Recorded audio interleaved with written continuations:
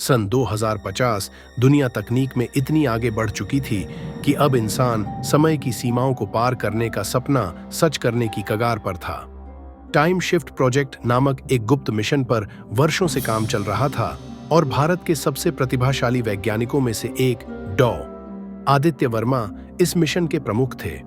आदित्य और उनकी टीम ने एक ऐसी टाइम मशीन विकसित की थी जिससे इंसान न सिर्फ भविष्य देख सकता था बल्कि अतीत में भी लौट सकता था। यह आविष्कार मानव इतिहास को हमेशा के लिए बदल सकता था, लेकिन इसके पीछे कई रहस्यमय चुनौतियां भी थीं।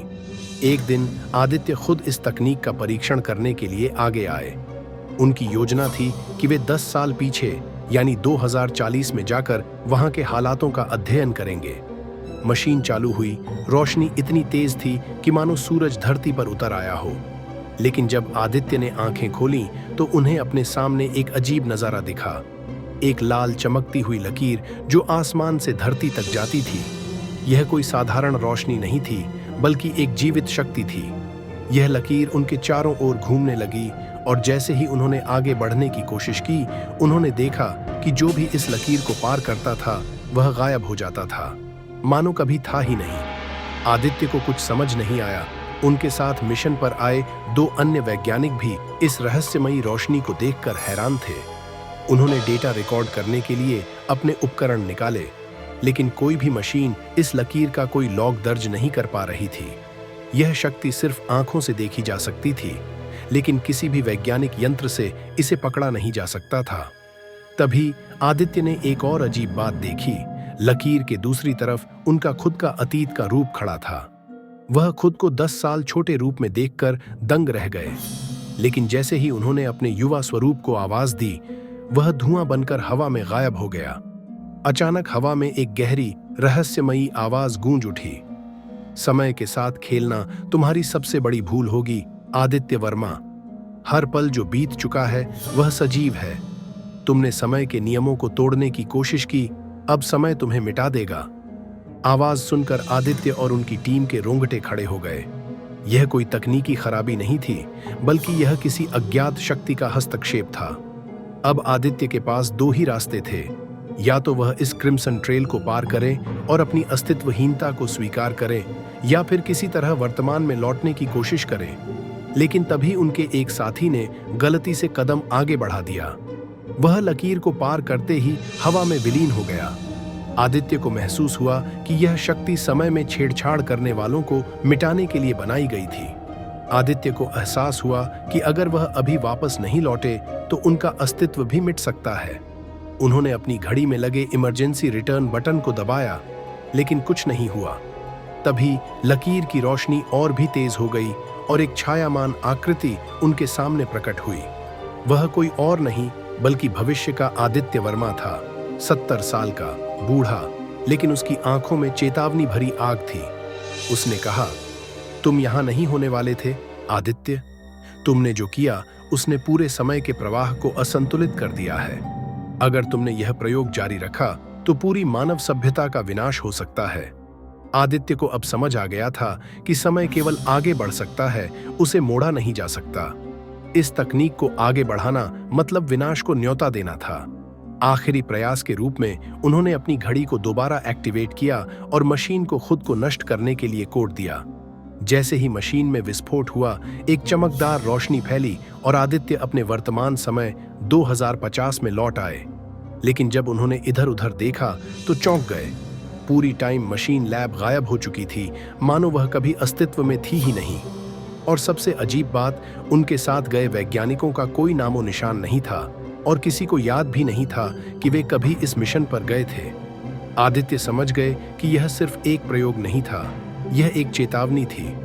उन्होंने वह लैब दोबारा बनाने की कभी कोशिश नहीं की, लेकिन एक सवाल हमेशा उनके मन में रहा, क्या सच में समय की कोई शक्ति है जो हमें इसे बदलने से रोकती है, या यह सब सिर्फ एक भ्रम था? लेकिन जब उन्होंने अपनी जेब टटोली तो उनकी उंगलियां किसी चीज से टकराईं। उन्होंने देखा एक लाल धागा जो उनकी उंगलियों के चारों ओर लिपटा हुआ था। क्या यह सब सच था या बस एक सपना? असली जवाब किसी को नहीं पता। आदित्य वर्मा उस दिन के बाद सामान्य जीवन जीने की कोशिश करने लगे, लेकिन उनके अंदर एक अनजाना डर बैठ चुका था। उन्हें हमेशा ऐसा लगता कि कोई उन्हें देख रहा है, कोई छाया उनके पीछे पीछे चल रही है। लाल धागा जो उनकी उंगलियों के चारों ओर लिपटा था, वह अब भी वैसा ही था। उन्होंने उसे जलाने की कोशिश की, लेकिन वह नहीं जला। उन्होंने उसे काटने की कोशिश की, लेकिन जैसे ही कैंची धागे को छूती, वह हवा में गायब हो जाता और फिर वापस आ जाता। कुछ न कुछ अजीब घटित हो रहा था। सब कुछ पहले जैसा था, लेकिन एक अंतर था। दुनिया उस प्रयोग को भूल चुकी थी। उनके सहकर्मी, उनकी टीम, यहां तक कि सरकार भी, कोई नहीं जानता था कि कभी कोई टाइम मशीन बनी थी। आदित्य के लैब के सारे रिकॉर्ड्स मिट चुके थे। उनके सिस्टम में कोई डेटा नहीं बचा था, और सबसे डरावनी बात, उनकी पुरानी डायरी, जिसमें उन्होंने हर एक प्रयोग का विवरण लिखा था, उसके सभी पन्ने कोरे हो चुके थे।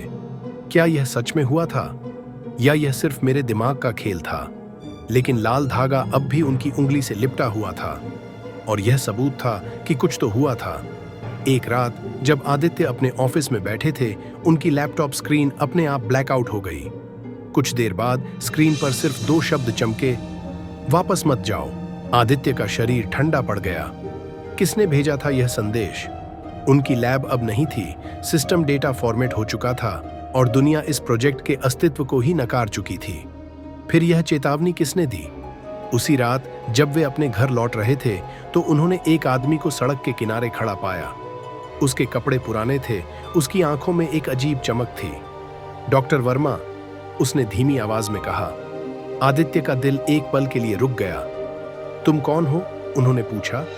उस आदमी ने अपनी जेब से एक फटी हुई घड़ी निकाली और आदित्य की ओर बढ़ा दी। वह घड़ी वही थी जो आदित्य ने 2050 में पहनी थी। यह कैसे हो सकता है? आदित्य ने कांपते हुए पूछा। तुमने कुछ देखा था, कुछ ऐसा जो नहीं देखना चाहिए था, वह आदमी बोला। और अब तुम अकेले नहीं हो। आदित्य के हाथ से लाल धागा धीरे धीरे हवा में ऊपर उठने लगा। वह अब सिर्फ एक धागा नहीं था, वह अब एक मार्ग बना रहा था, एक चमकती हुई लाल रेखा, ठीक वैसी ही जैसी उन्होंने टाइम मशीन के अंदर देखी थी। लेकिन इस बार यह लकीर उन्हें अतीत की ओर नहीं, बल्कि भविष्य की ओर खींच रही थी। उन्होंने उस आदमी की ओर देखा, लेकिन अब वह वहां नहीं था। आदित्य के सामने 2055 का एक दृश्य उभरने लगा। शहर अब भी वही था, लेकिन सब कुछ बर्बाद हो चुका था। टूटी हुई इमारतें, जलती हुई सड़कें, और इंसानों की जगह छायाएं। और उन छायाओं के बीच एक व्यक्ति खड़ा था, खुद आदित्य वर्मा, लेकिन बदले हुए रूप में। उसके चेहरे पर कोई भाव नहीं थे, उसकी आंखों में जीवन नहीं था, और उसकी उंगलियों में वही लाल धागा था। आदित्य के दिमाग में अचानक एक झटका लगा। क्या यह भविष्य में मेरा ही प्रतिबिंब है? क्या समय ने मेरी आत्मा को खींच लिया है? और फिर उस भविष्य के आदित्य ने धीरे से अपनी उंगलियों को खोल दिया, और पूरा संसार अंधेरे में डूब गया। आदित्य को होश आया तो वे फिर से अपने ऑफिस में थे। घड़ी में रात के 2:05 थे। क्या यह सिर्फ एक सपना था? उन्होंने अपने हाथ की ओर देखा। लाल धागा अब भी वहीं था, लेकिन इस बार उसके किनारे से धुआं उठ रहा था, मानो वह खुद जल रहा हो। अब सवाल यह था, क्या वह समय को बदल सकते थे, या फिर समय ने पहले ही उनका फैसला कर लिया था? क्या आदित्य का भविष्य तय हो चुका था, या यह सिर्फ क्रिम्सन ट्रेल का एक और धोखा था? आदित्य का दिमाग तेजी से घूम रहा था। यह सब असली था या बस एक मानसिक भ्रम? लेकिन लाल धागा उसकी उंगलियों से अब भी लिपटा था, और यह साबित करता था कि कुछ तो हो रहा था, कुछ ऐसा जो इंसानी समझ से परे था। उन्होंने एक गहरी सांस ली और लैपटॉप ऑन किया। वह रहस्यमयी संदेश, वापस मत जाओ, अब भी स्क्रीन पर चमक रहा था। उन्होंने स्क्रीन को बंद करने के लिए बटन दबाया, लेकिन कुछ नहीं हुआ। अचानक स्क्रीन पर एक नया कोड दिखाई देने लगा। Phase 2 activated, the future is now. फिर से वही अंधेरा और वही लाल लकीर। इस बार वह न सिर्फ एक लकीर थी, बल्कि एक दरवाजा बन चुकी थी। यह दरवाजा धीरे धीरे खुल रहा था, और उसके दूसरी तरफ आदित्य अब पीछे नहीं हट सकते थे। उन्होंने अपने कंप्यूटर पर जल्दबाजी में कुछ डेटा निकालने की कोशिश की, लेकिन सारी फाइलें अपने आप डिलीट हो रही थीं। अगर मैं इसे रोक नहीं सकता तो मुझे इसका सामना करना होगा, उन्होंने खुद से कहा।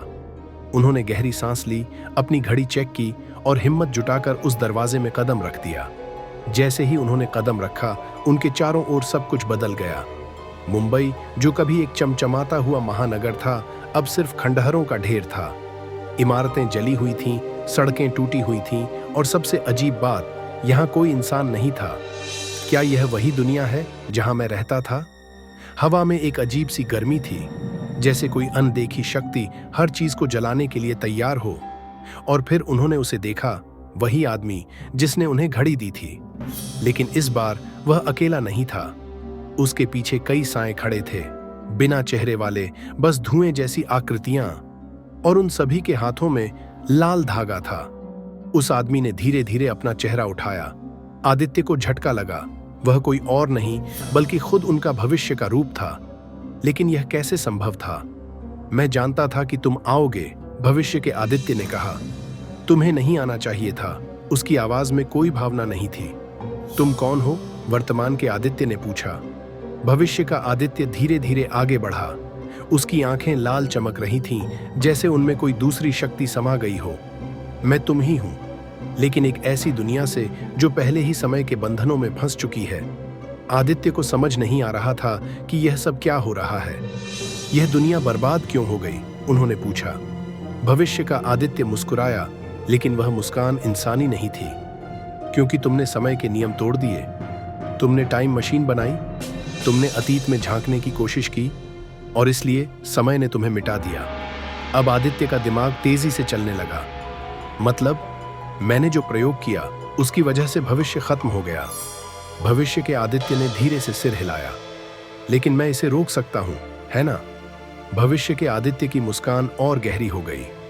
क्या तुम सच में सोचते हो कि तुम्हारे पास कोई विकल्प बचा है? द क्रिम्सन ट्रेल एक बार बन जाए तो उसे मिटाया नहीं जा सकता। आदित्य पीछे हटने लगे। नहीं, मुझे इससे बाहर निकलना होगा। अब बहुत देर हो चुकी है, भविष्य के आदित्य ने कहा। तुमने दरवाजा खोल दिया है, अब तुम इसे बंद नहीं कर सकते। आदित्य ने मुड़कर भागने की कोशिश की, लेकिन तभी लाल धागा अचानक उनके पूरे शरीर को जकड़ने लगा। उन्हें महसूस हुआ कि वह खुद समय की कैद में फंस रहे थे। उनकी आंखों के सामने 2050 का उनका लैब दिखने लगा, फिर 2040 का शहर, फिर 2020, फिर 1990। वह अतीत में धंसते जा रहे थे। नहीं, एक अंधकार में डूबती हुई चीख गूंजी और फिर सन्नाटा छा गया। जब आदित्य को होश आया तो वह अपने कमरे में थे। सामने वही लैपटॉप स्क्रीन थी जिस पर संदेश लिखा था, वापस मत जाओ। लेकिन इस बार कुछ नया जुड़ा था। अब तुम्हारे पास कोई रास्ता नहीं बचा। उन्होंने घबराकर अपनी उंगली की ओर देखा। लाल धागा गायब हो चुका था, लेकिन अब उनकी हथेली पर कुछ अजीब था, एक कटा हुआ निशान, जैसे कोई धागा वहां पहले कभी बंधा हो। क्या यह सब सच था, या फिर समय ने उनके साथ कोई और चाल चली थी? और सबसे डरावनी बात, क्या वह अब भी अपने समय में थे? आदित्य का दिल तेजी से धड़क रहा था। उनकी हथेली पर लाल धागे का हल्का निशान था, लेकिन धागा अब गायब हो चुका था। क्या वह अब भी अपने समय में थे? उन्होंने घबराकर लैपटॉप स्क्रीन की ओर देखा। संदेश अब भी चमक रहा था, अब तुम्हारे पास कोई रास्ता नहीं बचा। लेकिन तभी स्क्रीन पर एक और संदेश उभर आया, समय को बदलने का एक अंतिम मौका है। आदित्य ने तेजी से सोचना शुरू किया। अगर यह सब सच था तो इसका मतलब था कि उनका भविष्य का संस्करण पहले ही समय के जाल में फंस चुका था। लेकिन अगर उन्हें बचना था तो उन्हें कोई ऐसा तरीका खोजना होगा जिससे यह चक्र यहीं खत्म हो जाए। लेकिन कैसे? उन्होंने गहरी सांस ली और जल्दी से अपने कंप्यूटर में एक नया कोड डालना शुरू किया। यह कोड एक टाइम रीसेट प्रोग्राम था, एक ऐसा तरीका जिससे टाइम मशीन के सारे रिकॉर्ड मिटाए जा सकते थे। अगर मशीन कभी बनी ही नहीं तो भविष्य भी नहीं बदलेगा। लेकिन तभी लाल लकीर फिर से उनके सामने उभरने लगी। 2055 का उनका भविष्य का रूप अब उनके सामने खड़ा था। तुम्हें लगता है कि तुम इस चक्र को तोड़ सकते हो? उसने कहा। अगर मैं मशीन को मिटा दूं तो तुम कभी अस्तित्व में नहीं रहोगे, आदित्य ने जवाब दिया। लेकिन क्या तुमने सोचा है कि अगर यह चक्र टूटा तो तुम्हारा क्या होगा? आदित्य चौंक गए। क्या मतलब? भविष्य के आदित्य ने धीरे से अपनी हथेली खोली और वहां वही लाल धागा था। तुम अब इस ट्रेल का हिस्सा बन चुके हो। अगर तुमने मशीन को मिटाया तो तुम्हारा भी अस्तित्व मिट जाएगा। अब आदित्य के सामने दो ही रास्ते थे। एक, समय मशीन को डिलीट करना और खुद को भी मिटा देना। दो, मशीन को रहने देना, लेकिन 2055 की बर्बादी को स्वीकार करना। आदित्य ने बिना सोचे आगे बढ़कर टाइम मशीन का डेटा डिलीट कर दिया। नहीं, भविष्य के आदित्य ने चीख कर कहा, लेकिन बहुत देर हो चुकी थी। जैसे ही कोर्ट ने मशीन को मिटाना शुरू किया, लाल लकीरें धीरे धीरे गायब होने लगीं। 2055 का विनाश अब नहीं होगा। लेकिन इसके साथ ही आदित्य को महसूस हुआ कि उनका शरीर भी धीरे धीरे धुंधला हो रहा था। वह इस दुनिया से मिट रहे थे। आखिरी चीज जो आदित्य ने देखी वह थी उनका लैपटॉप स्क्रीन। संदेश बदल चुका था। क्रिम्सन ट्रेल अब समाप्त हो चुकी है। और फिर सब कुछ अंधकार में डूब गया। एक युवा वैज्ञानिक नील शर्मा अपनी लैब में बैठा एक नई तकनीक पर काम कर रहा था। समय यात्रा, उसने बुदबुदाया। लेकिन जैसे ही उसने स्क्रीन पर कोड लिखा, एक अजीब संदेश चमकने लगा। वापस मत जाओ। नील का चेहरा भय से सफेद पड़ गया। यह कौन लिख सकता है, उसने सोचा। आदित्य का अस्तित्व धीरे धीरे मिट रहा था। उन्होंने अंतिम बार अपने चारों ओर देखा। 2055 का उजड़ा हुआ भविष्य अब गायब हो रहा था, और उनके साथ साथ वह सब भी जो कभी उनके प्रयोग की वजह से हुआ था। यह अंत था, लेकिन यह जरूरी था। उनका शरीर अब पूरी तरह से धुंधला हो चुका था। अंधेरा और फिर एकदम शांति। मुंबई का वही लैब, वही कंप्यूटर, लेकिन इस बार उसमें कोई टाइम मशीन का रिकॉर्ड ही नहीं था। आदित्य वर्मा का कोई नामो निशान नहीं था, मानो वह कभी अस्तित्व में ही नहीं थे। लैब के एक वैज्ञानिक नील शर्मा अपनी रिसर्च में डूबे हुए थे।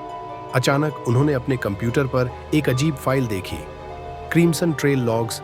उन्होंने उत्सुकता से उसे खोलने की कोशिश की, लेकिन जैसे ही उन्होंने क्लिक किया, स्क्रीन पर एक संदेश चमका, वापस मत जाओ। और फिर फाइल अपने आप डिलीट हो गई। नील कुछ समझ नहीं पाए, लेकिन एक अजीब सा एहसास उनके मन में आया, जैसे समय ने खुद अपनी गलती सुधार दी हो। उन्होंने धीरे से बुदबुदाया, कुछ चीजें छेड़नी नहीं चाहिए। उन्होंने कंप्यूटर बंद किया और लैब से बाहर निकल गए।